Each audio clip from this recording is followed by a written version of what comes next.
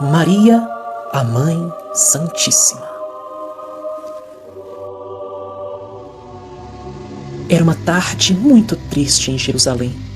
O céu estava cada vez mais cinzento e coberto de nuvens carregadas, enquanto o povo, ingrato, condenava Jesus à morte na cruz. Em meio à multidão exasperada, havia uma pessoa cujos olhos produziam uma dolorosa impressão. Era Maria, a mãe de Jesus, que, em atormentado sofrimento, via o seu filho bem amado sendo maltratado daquela forma. Diante da cena triste e cruel, Maria se deixava levar por uma corrente de lembranças. Lembrou de quando o anjo Gabriel anunciara a sua gravidez. Lembrou de Jesus, bebê, nos seus braços diante da manjedoura. Lembrou dos momentos de amor e de ternura com que abraçara o filho.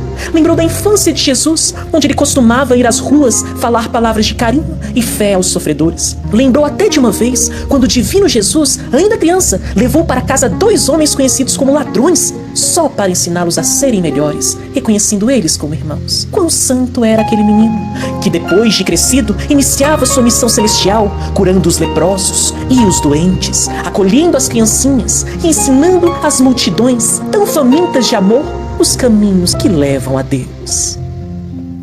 Em toda a vida de Jesus, Maria reconhecia que Deus estava sempre presente.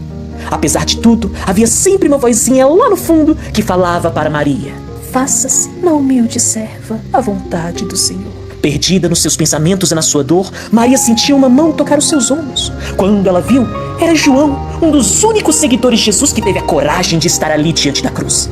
Ele abraçou Maria silenciosamente, sentindo toda a dor daquele coração de mãe. Jesus, na cruz, percebeu os dois, vendo Maria dizer: meu filho, meu amado filho. O Cristo, ainda que sentindo muita dor, levantou os olhos amorosamente e disse para sua mãe Maria e para seu querido apóstolo João: mãe, eis aí teu filho. Filho, eis aí tua mãe. Maria se envolveu em um choro doloroso, mas João entendeu o que Jesus queria dizer. Jesus queria mostrar como a sua última lição, que o amor universal era o sublime coroamento de sua obra. E por muito tempo eles ficaram ali, em preces silenciosas, até que Jesus fosse arrancado da cruz antes que a tempestade chegasse e mergulhasse Jerusalém em um dilúvio de sombras. Os anos se passaram e Maria foi morar na cidade de Bataneia, na casa de alguns parentes. E a saudade que ela tinha de Jesus era tão grande que cortava o seu coração. Até que após um tempo, ela recebeu a visita de João, que veio cumprir a recomendação de Jesus de cuidar de Maria com todo o seu amor como se fosse seu filho. Eles viajaram então até a cidade de Éfeso, onde lá se instalaram em uma casinha simples e humilde, no alto de uma colina em frente ao oceano. Não demorou muito tempo e a casinha virou um pouso de refúgio aos desamparados, onde Maria, cheia de seu amor de mãe, acolhia a todas as pessoas necessitadas de amor e de carinho e ensinava para eles sobre seu filho Jesus, enquanto João comentava as verdades evangélicas. Alguns homens sofridos se ajoelhavam diante dela e perguntavam: minha mãe, eu me sinto tão abandonado na estrada escura da vida. E Maria dizia com seu amor tão maternal: isso também passa. Só o reino de Deus é bastante forte para nunca passar de nossas almas. Outros doentes falavam: Senhora, sois a mãe de nosso mestre e nossa Mãe Santíssima. Devido a isso, a pequena casinha de Maria ficou conhecida como a Casa da Santíssima, onde todos os necessitados vinham para receber as bênçãos de Maria. Certa tarde, Maria recebeu uma notícia terrível que a deixou muito triste. Ela descobriu que todas as pessoas que amavam e seguiam Jesus estavam sendo perseguidas, presas e assassinadas nas arenas de Roma. Cheia de angústia, Maria orava com muito fervor, pedindo a Deus que cuidasse dessas pessoas que amavam Jesus. Até que ela recebeu uma visita inesperada de um pedinte. Minha mãe, venho te fazer companhia e receber a tua bênção. Maternalmente, ela convidou aquele estranho a entrar e começaram a conversar. O peregrino lhe falou de coisas maravilhosas, do céu, da bondade de Deus. E Maria, ao conversar com este homem, sentiu uma alegria tão grande. Quem seria ele, falando essas coisas tão lindas que acalmavam as dores do seu coração? Pela primeira vez, Maria viu alguém que veio dar um pouco de carinho a ela sem pedir nada. Ela parava para ouvir o homem e pensava: eu conheço essa voz de algum lugar. Foi quando O estranho mendigo olhou para ela carinhosamente, estendeu suas mãos e disse: Minha mãe, vem aos meus braços. Maria ficou surpresa e, ao olhar aquelas mãos, viu as mesmas marcas que fizeram nas mãos de Jesus na cruz. Minha nossa, será que era ele?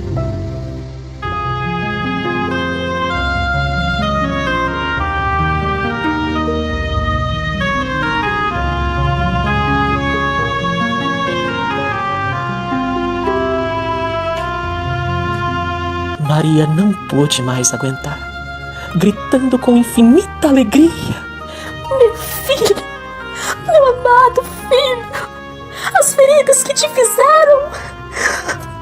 Maria abraçou Jesus com o mais sublime amor do seu coração.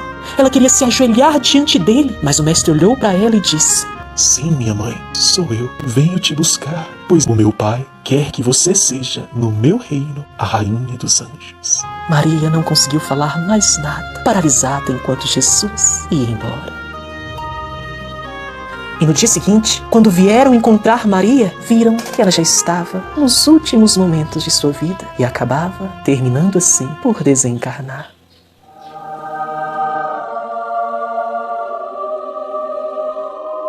Quando o espírito de Maria se desprendeu do corpo, uma corte de anjos, espíritos superiores, a esperavam. Jesus não estava entre eles, mas ela sabia que ele a esperava lá no seu reino divino. Até que ela se lembrou de todos os cristãos que estavam sendo perseguidos, presos e mortos só por amarem Jesus. Antes de subir às alturas, se sentindo mãe de todos os sofredores, Maria foi até as masmorras de Roma. Lá ela viu várias pessoas presas, tristes, desamparadas, prestes a serem levadas à morte só porque amavam Jesus. Maria, ela queria deixar alguma coisa para aliviar os seus corações. Ela então viu uma jovenzinha que estava em uma das celas, sozinha e triste. Maria chegou para essa jovem, sussurrou em seus pensamentos: Canta, minha filha, canta, transforme as suas dores em alegrias para o céu.